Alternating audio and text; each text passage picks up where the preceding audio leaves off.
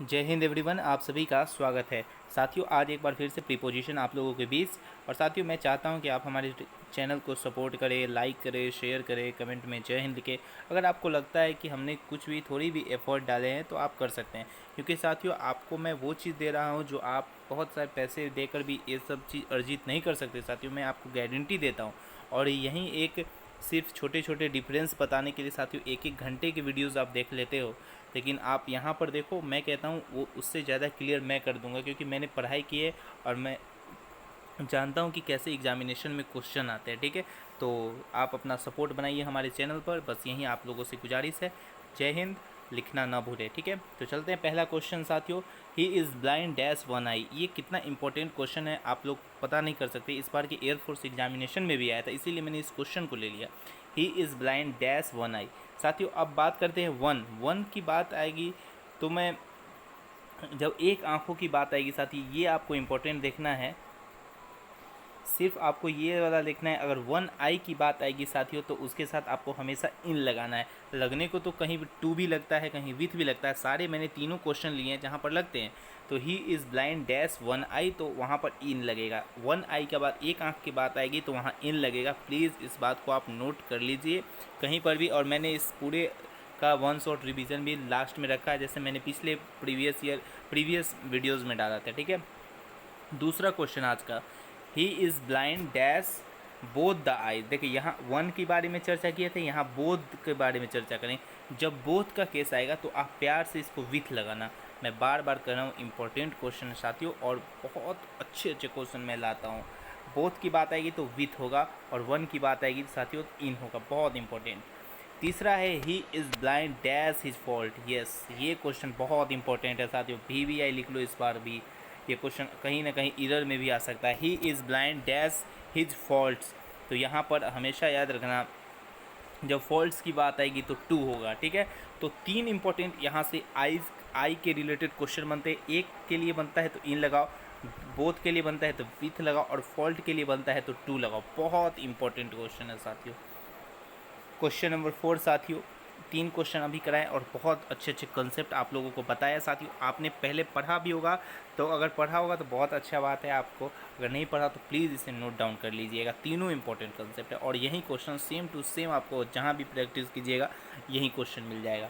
He presented the presentation dash the teacher. आपको option बहुत सारा रहेगा, उसमें एक बिफोर भी रहेगा और इन फ्रंट ऑफ रहेगा। इसी दोनों में आप लोगों को चूज करना है कि क्या होगा। दोनों का मतलब भी हम साथियों आप लोगों को समझा देते हैं। सबसे पहले इसका आंसर ही मैं बताता हूँ। He presented the presentation before होगा साथियों। ठीक है, इन फ्रंट ऑफ टीचर आप नहीं बोल सकते, बिफोर द टीचर। ठीक है, अब दोनों का मतलब मैं आपको समझा रहा हूँ साथियों। अगर बिफोर की बात आएगी तो आप उसके साथ लिविंग थिंग के साथ आप बिफोर का यूज करोगे। बहुत इंपॉर्टेंट कंसेप्ट, एक बार फिर से आप लोगों के बीच, लिविंग थिंग के साथ साथियों आप बिफोर का यूज करोगे, और इन फ्रंट ऑफ का यूज आप नॉन लिविंग थिंग के साथ करोगे। समझ? ठीक है, इन फ्रंट ऑफ के साथ साथियों नॉन लिविंग थिंग, जब नॉन लिविंग थिंग समक्ष होगा उसके साथ करेंगे। ठीक है, बहुत। और बिफोर का साथियों लिविंग थिंग जब समक्ष रहेगा उसके साथ बिफोर का यूज करेंगे, इन front of non living thing के साथ। कितना इंपॉर्टेंट है साथियों, द टीचर है। टीचर क्या लिविंग थिंग है ना साथियों, तो इसीलिए बिफोर आएगा। अगर यहाँ पर दूसरा कुछ रहता, आगे क्वेश्चन मैंने लिया है तो वहाँ पर दूसरा कुछ आंसर होता। ठीक है, टीचर है मतलब लिविंग थिंग है, तो यहाँ पर बिफोर होगा। क्वेश्चन नंबर 5 साथियों, there is a clock tower dash this park. अब बताओ, दिस पार्क मतलब पार्क क्या है साथियों? पार्क क्या लिविंग थिंग है या नॉन लिविंग थिंग? तो आप बोलोगे नॉन लिविंग थिंग है साथियों, इसका आंसर इन फ्रंट ऑफ होगा।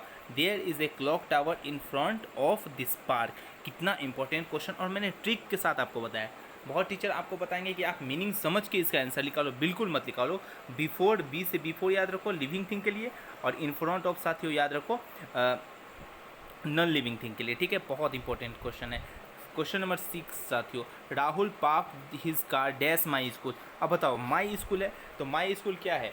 माई स्कूल साथियों क्या है, लिविंग थिंग है या नॉन लिविंग थिंग? तो आप बोलोगे नॉन लिविंग थिंग है, और नॉन लिविंग थिंग के तुरंत आपके ब्रेन को क्लिक करना चाहिए कि आपका आंसर इन फ्रंट होगा। बहुत इंपॉर्टेंट साथियों, मैंने कहा आज मैंने जितने भी क्वेश्चन लिए बहुत इंपॉर्टेंट लिए हैं, और आप याद रखिए इन फ्रंट ऑफ और बिफोर में मैंने बहुत डिफरेंसेस यूट्यूब पर देखे हैं, जिसमें एक एक घंटा वीडियोस में ले जाते हैं। मैंने आपको एक मिनट के अंदर समझा दिया कि इन फ्रंट ऑफ का यूज कैसे करें और बिफोर का यूज कैसे करें।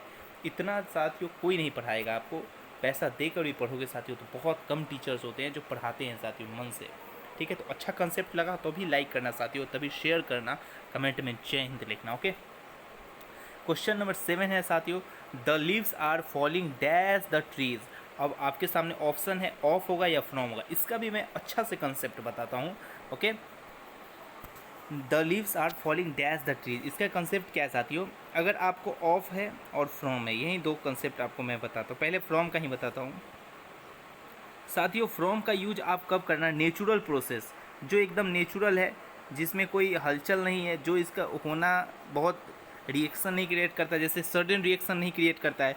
और ऑफ का आप सडन रिएक्शन करना है। ठीक है, सडन रिएक्शन जहाँ होगा वहाँ ऑफ का यूज करना है। ठीक है, सडन रिएक्शन के लिए। और नेचुरल प्रोसेस जैसे कि देखो, the leaves are falling dash the tree, by पेड़ से पत्ते गिरते हैं, तो ये तो नेचुरल प्रोसेस है, ये तो कोई बड़ा पेड़ से पत्ते गिरे तो हम डर तो नहीं जाएंगे, तो पेड़ से ही पत्ता गिरता है ना, तो ये नेचुरल प्रोसेस है, इसलिए इसका यूज में फ्रॉम लगाएंगे। ठीक है, फ्रॉम का यूज याद रखें नेचुरल प्रोसेस, ऑफ का यूज सडन प्रोसेस आप कर सकते हैं। ठीक है, जैसे क्वेश्चन नंबर 8 है, the girl fail dash her active and got injured, मतलब वो कोई भी एक्टिविटी कर रही थी, उससे यहाँ वो इंजर्ड हो गई।